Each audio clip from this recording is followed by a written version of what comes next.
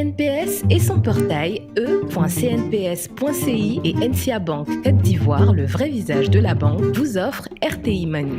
Bonsoir à toutes et à tous et bienvenue dans RTI Money, votre magazine qui vous parle de banque, d'assurance, de finance et plus généralement de votre argent. Au sommaire de RTI Money cette semaine, notre reportage sur l'immobilier de standing, une niche immobilière avec de plus en plus de projets, à quoi ressemble une maison de haut standing, quelles en sont ses caractéristiques, le coût de construction ou d'achat, comment se financent les promoteurs, on en parle dans cette émission. Ensuite, ne manquez pas notre rubrique de décryptage Money Time qui vous dit tout cette semaine sur la profession de médiateur d'assurance. Et puis en fin d'émission, l'entretien cash avec notre invité de la semaine, Ali Badini, directeur général de Crédit Access, une institution de microfinance qui va nous parler de l'écosystème actuel des microcrédits.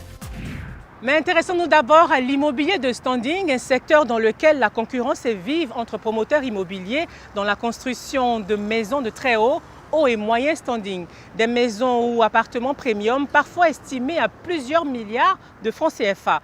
Et pour le financement, certains promoteurs arrivent à trouver des investisseurs autres que les banques pour monter ces projets à gros budget. Quels sont les prix actuels du marché? Que contiennent ces nouveaux modèles financiers? Voici tout de suite Immobilier de standing, à quel prix? Le grand reportage de cette semaine que je vous invite à suivre maintenant. Cocody, une commune réputée être depuis longtemps la plus huppée d'Abidjan, avec ses quartiers chics aux villas spectaculaires qui valent pour certaines des centaines de millions de francs CFA. Ces villas de luxe et maisons de haut standing, c'est la spécialité de Sarah Koudou. Là, vous voyez, donc on est à Cocody Danga. Depuis 8 ans, elle sillonne ses rues de Cocody comme agent immobilier, à la recherche de biens à proposer à ses clients. Son marché à elle, la vente et la location de ses propriétés de haut standing, des biens dont la valeur peut être multipliée par 5 en 25 ans. En fait, donc cette ville-là qu'on a juste là qui fait l'angle, par exemple, pour vous donner un exemple, elle a été achetée par un de nos propriétaires en 1995. Alors elle fait tout cet angle-là. Elle a été achetée en 1995 à 85 millions et aujourd'hui, alors une villa comme ça et dans ce quartier, elle est estimée à 450 millions, entre 450 millions et 500 millions. Elle fait 1000 mètres carrés. Ce matin-là, elle nous conduit dans l'une de ses maisons coup de cœur. Le type de propriété rare qu'elle propose en général à ses clients très fortunés. Ici, elle a rendez-vous avec son ami Jean-Philippe, le propriétaire de cette villa de 13 pièces. Un de ses biens, dit d'exception. Ça va, et toi? Très bien, merci. Alors, tu nous fais faire le tour du propriétaire? Avec plaisir. Allez, je te suis. La maison est bâtie sur une superficie de 2500 mètres carrés. Mais aux yeux de Sarah, ce qui caractérise le haut standing, ce n'est pas seulement le nombre de pièces ou de mètres carrés, mais au contraire, ce sont des petits détails comme la qualité du matériel qu'elle tient à nous montrer. Alors là, le marbre qu'on a ici, c'est un des détails principaux du haut standing, avec bien sûr la perfection des finitions et surtout l'œil, tu vois, du détail spécifique. Des détails spécifiques et des équipements incontournables dans l'immobilier de haut standing, comme la piscine, une des premières exigences réclamées par les clients de Sarah. Ici, bien sûr, il y a la piscine, qui est un grand avantage, comme tu sais, parce que bon, après le travail, ça fait du bien de faire un peu de sport, de se détendre. Et puis tu viens, on a traité l'eau ces derniers jours. Avec toutes ces commodités, cette villa est aujourd'hui estimée à la vente à près de 4 milliards de francs CFA. Sans doute parmi les biens les plus chers d'Abidjan. Quelques heures plus tard, nous retrouvons Sarah dans les locaux de son agence immobilière. Elle est attendue par un de ses associés pour un important rendez-vous. Mamadou Diallo est un promoteur immobilier d'origine guinéenne. Après avoir travaillé sur de prestigieux projets immobiliers à l'international, il est revenu s'installer en Côte d'Ivoire, un marché prometteur. Bon, on va dans le bureau pour la session de travail. Ok, ça marche. Au menu de la séance de ce jour, la présentation d'un futur grand projet de villa de standing qu'il compte réaliser dans un des quartiers en croissance d'Abidjan. Tu es venu me présenter le projet confidentiel là. Exactement, c'est tout nouveau, tout chaud. Donc je te présente le projet Horizon B. Alors, comme tu sais, c'est des villas très haut de gamme, c'est une quinzaine de villas. Donc c'est des villas assez modernes, classiques, avec un bâtiment, une dépendance, une piscine et puis un accès. Donc, Le promoteur entend démocratiser le haut standing tout en construisant des villas à des prix bien plus abordables. Des villas de 188 mètres carrés. Mamadou a l'habitude de piloter ce type de projet. Il a bon espoir de vendre beaucoup d'unités sur le marché ivoirien. Alors, le marché de la Côte d'Ivoire, d'abord, c'est le plus gros marché de la sous-région, parce qu'en Afrique francophone, Abidjan, c'est à peu près 6 millions d'habitants. Dans le haut standing, il y a beaucoup de demandes parce que les personnes ont beaucoup voyagé, ont des exigences internationales, mais les personnes vivent ici. Donc, elles ont besoin d'adapter ce qu'on voit à l'international au niveau local.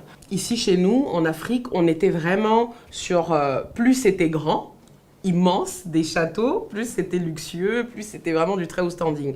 On a pris les critères européens, donc sur des petites surfaces, maximiser, rendre le bien opérationnel avec énormément d'électroménagers encastrés. On joue beaucoup aussi sur la hauteur sous plafond.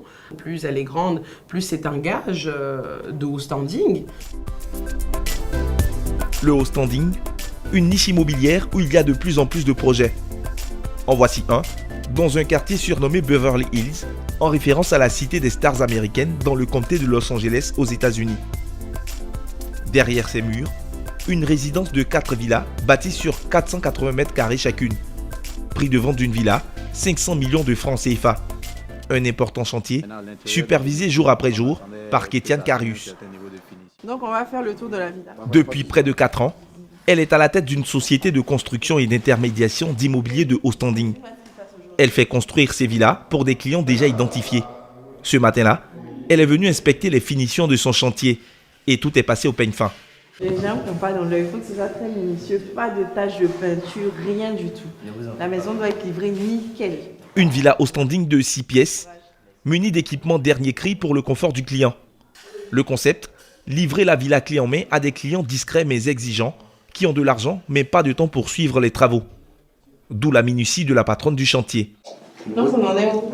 La cuisine, on a le menuisier qui est là posé la porte en accordéon que vous avez.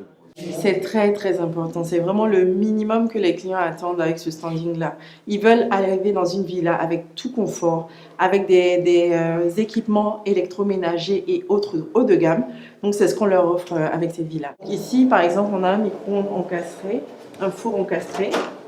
On a des rangements qui sont très modernes. On a une hotte pour évacuer tout ce qui est fumée, vapeur et tout ça. On a des plaques à induction, donc vitrocéramique. On a des rangements partout. On a vraiment tout ce qu'il y a là. Dans la zone, ce genre de villa-là se vend à peu près à 1 million de francs CFA le mètre carré. Sa visite terminée, Kétiane met déjà le cap sur son prochain rendez-vous. Pour cette spécialiste de la construction, l'immobilier de haut standing est un secteur qui présente de nombreuses opportunités. Même à 1 million le mètre carré bâti, elle n'a pas de mal à trouver preneur. C'est un domaine où il y a beaucoup de demandes et pas assez d'offres. Et l'offre même qui est présente ne répond pas forcément aux critères. Donc là, par exemple, nous, on est en train de finir une bague d'investissement. On était sur une vingtaine de villas qui ont toutes trouvé preneur très rapidement. Là, on a une liste d'attente pour les prochains programmes qu'on va faire et je pense vraiment que chacun a sa place. Il faut pouvoir se différencier avec le détail. C'est vraiment tout se joue dans le détail. Quelques minutes plus tard, nous la retrouvons à son domicile pour une réunion avec Youssouf, son époux, qui est aussi son partenaire de travail. Le couple s'est reparti les tâches. À Kétiane, la phase opérationnelle de construction et le suivi de chantier. Youssouf, lui, avec son profil plus financier, se concentre sur la recherche des fonds et des investisseurs. Pour financer leurs projets, pas ou peu de banques, mais des fonds d'investissements étrangers. Les investisseurs sont plutôt contents de la structuration actuelle. Elle est simple. Elle nous permet de remonter les rendements directement au fond. Ils sont bien contents de rester avec nous sur la longueur. On a déjà un commitment sur le deuxième fonds. L'idée, c'est qu'on monte véritablement en volume sur les 3 classes d'actifs. Expert en financement sophistiqué, Youssouf considère la levée de fonds via les investisseurs comme une stratégie payante pour gagner plus d'argent dans cet immobilier de haut standing. Beaucoup de promoteurs en fait font face à des tensions de trésorerie extrêmes et un marché financier, si vous voulez, qui n'est pas structuré. pour prendre les engagements, pour prendre la suite du financement des promoteurs immobiliers. Nous, dans notre activité, on arrive justement à lier la dimension financière des projets immobiliers à la dimension opérationnelle. Donc, la structure financière, elle, est incorporée à Maurice. Et donc les investisseurs investissent de Maurice et servent à justement placer leur argent donc, dans des opportunités immobilières. Parmi nos investisseurs, vous voyez, il y a des family office, des assureurs, des fonds de pension qui aujourd'hui ont parfois eux-mêmes déjà des portefeuilles immobiliers, mais qui ont du mal à en prouver le rendement, à en prouver la rentabilité. Mais nous sommes structurés justement pour faire en sorte que les placements en investissement immobilier soient plus rentables que la moyenne du marché. Si certains promoteurs tirent profit de la rentabilité du haut standing, d'autres investissent dans le moyen standing pour attirer plus de clients à des prix moins élevés. À l'autre bout de la ville, un autre projet de construction de villa sur le point d'être livré par le promoteur. On va vérifier que la livraison est comme vous voulez. Donc on commence le carreau au sol. Les joints sont un peu épais. D'accord. Ouais. Donc je note cette réserve. Les plaintes. Ouais. C'est bon. Les plaintes, c'est bon. Le granito. Ce jour-là, la visite de pré-livraison d'une villa qui a été réservée par Joël Quadio. Il est un des rares clients dans le haut ou le moyen standing à avoir accepté d'être suivi dans sa future acquisition. Il est venu inspecter la maison avant d'en prendre possession très prochainement. On a, au niveau de la cuisine, on a 4 réserves. Dessus la peinture et puis dessus les joints et les plaintes. Il y a une autre couche il y a une dernière couche qui va être placée. C'est la première couche. La villa est un duplex de 5 pièces bâti sur une superficie de 300 mètres carrés. Joël semble satisfait des travaux de sa future maison. Une maison dont il ne souhaite pas évoquer le coût final. Placard et puis le dressing. C'est joli, hein, spacieuse, beaucoup d'espace de rangement, possibilité de dressing. Voilà. On n'a pas fini de débousser donc, parce qu'il y a encore des travaux de modification à faire, enfin des options de personnalisation plutôt. Pour le moment, ça reste secret quand même. Un secret bien gardé dans un univers du haut ou moyen standing où la concurrence devient de plus en plus vive entre promoteurs immobiliers. Selon les chiffres de l'année 2018 du groupement ivoirien du bâtiment et des travaux publics GIBTP, les revenus du secteur s'élevaient à plus de 513 milliards de francs CFA. Un marché qui sera tiré vers le haut dans les prochaines années par le boom de l'immobilier de standing.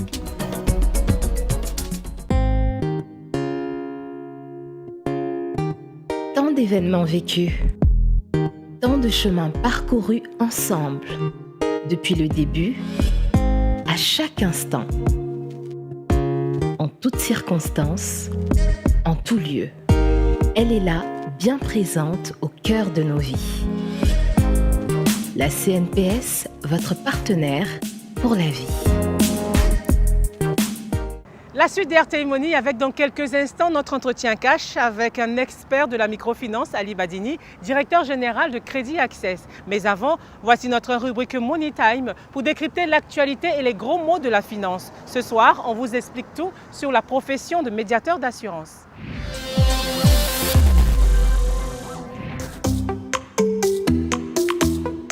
Les conflits entre compagnies d'assurance et assurés sont devenus monnaie courante. Incompréhension sur les clauses d'un contrat, retard ou refus de paiement des indemnités ou encore des disputes sur le périmètre d'une couverture ou de ses expansions.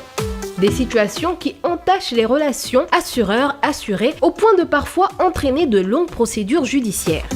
C'est alors qu'intervient l'arbitre, celui chargé de trouver un compromis et un règlement à l'amiable, le médiateur de l'assurance. Le médiateur représente une institution chargée de régler tous les conflits, ou presque, qui surviennent entre les compagnies d'assurance et les souscripteurs. Il est en général nommé lors d'une assemblée d'associations ou de groupements d'assureurs présents dans un pays donné. En Côte d'Ivoire, comme dans de nombreux pays africains, la médiation de l'assurance est encore toute nouvelle. Elle n'existe ici que depuis 2018 et même dans les pays africains avancés comme le Maroc, elle n'a fait son apparition qu'en 2016. Or en France, par exemple, la médiation de l'assurance existe depuis 27 ans. Peu connu, le médiateur ivoirien est encore peu saisi de cas de litige. Au cours de l'exercice 2018-2019, il n'a enregistré que 45 cas de conflit entre assureurs et assurés. Des désaccords provenant de nombreux secteurs d'assurance. Mais parmi ces plaintes, 32 provenaient de la branche automobile, soit 71% du total.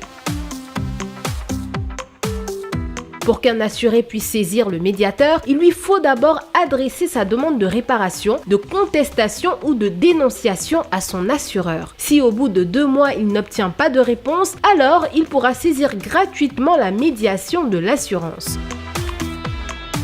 Pour constituer un dossier de médiation, il faut entre autres fournir un dossier de réclamation comportant le résumé du litige, une éventuelle réponse de l'assureur, des copies des contrats concernés par le litige ou encore des échanges de courriers avec l'assureur concernant le litige, etc.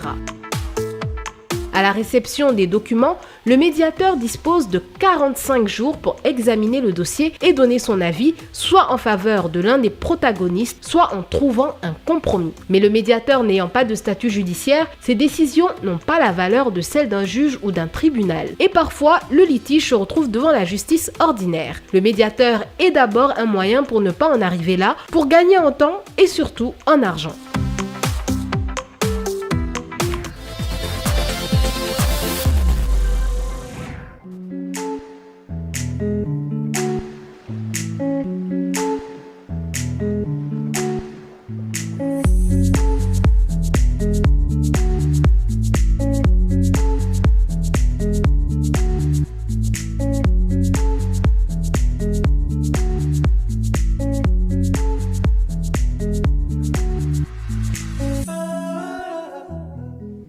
C'est un acteur incontournable de la sphère de la microfinance. Il est le directeur général de Crédit Access, l'institution financière. Ali Badini, bonsoir. Bonsoir Justine. Comment allez-vous? Très bien, merci. Pourquoi vous avez choisi de vous lancer dans ce secteur-là?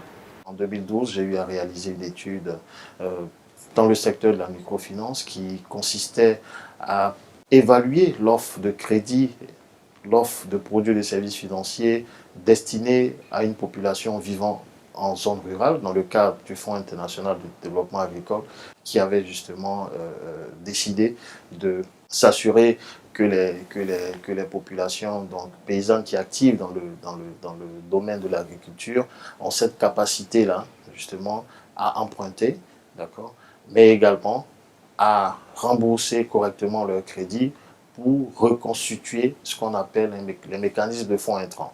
Voilà. Et donc, ma passion est née de là. Et j'ai intégré Crédit Access très rapidement. En 2014, le conseil d'administration de Crédit Access m'a fait confiance et m'a confié les rênes de cette institution. Et j'y suis jusqu'à présent. Mais quelle est votre vision alors de la microfinance en général? De façon globale, la microfinance gagnerait justement à avoir des actions impactantes. Mais pour ce faire, bien évidemment, elle a un rôle de réduction de la pauvreté de façon globale, mais également un rôle de performance financière. L'un ne va pas sans l'autre, bien évidemment, pour que la seconde soit garantie, c'est-à-dire rendre son institution performante, il faut une organisation optimale, donc il faut distribuer le crédit, il faut, on va dire, réaliser des performances assez intéressantes, il faut avoir des indicateurs assez intéressants pour pouvoir, on va dire, tirer vers le haut la mission sociale qui consiste à réduire la pauvreté. Est-ce que ça participe à la réduction de la pauvreté? Vous le dites, est-ce que ça permet de passer d'une échelle à une autre, véritablement, concrètement, avec des sommes, on les connaît, ce n'est pas forcément les sommes des financements classiques. Il faut relativiser la microfinance de par sa relation de proximité avec ses clients, est capable justement d'adresser une offre donc, de crédit adaptée aux besoins de la clientèle. Donc la mission sociale qui est de réduire drastiquement donc, la population en matière de pauvreté est une réalité et objectif. Qu'est-ce qu'on y gagne quand on va vers une microfinance par rapport à une banque? On connaît aussi les taux qui sont très élevés, jusqu'à 20% et même plus quelquefois. Comment on explique cela? Est-ce que les microfinances ne s'enrichissent pas sur le dos des clients? Quand on s'adresse aux institutions de microfinance, on a cette capacité-là à donner des réponses sous une semaine, sous 10 jours, voire 2 semaines maximum. D'accord? Ce qui est quand même singulier par rapport à l'industrie bancaire. Autre chose, c'est notre relation de proximité que nous avons su développer avec nos clients. Vous voyez, donc le fait de visiter les clients, le fait de comprendre donc leurs contraintes, le fait de comprendre justement, on va dire leur façon de fonctionner, nous amène à pouvoir adresser des offres qui s'adaptent à leurs besoins. C'est ce qui est spécifique. Et bien évidemment, il faudrait voir les actions des institutions de microfinance comme étant des leviers sur lesquels, justement, ces clients-là peuvent s'appuyer pour pouvoir développer leurs activités.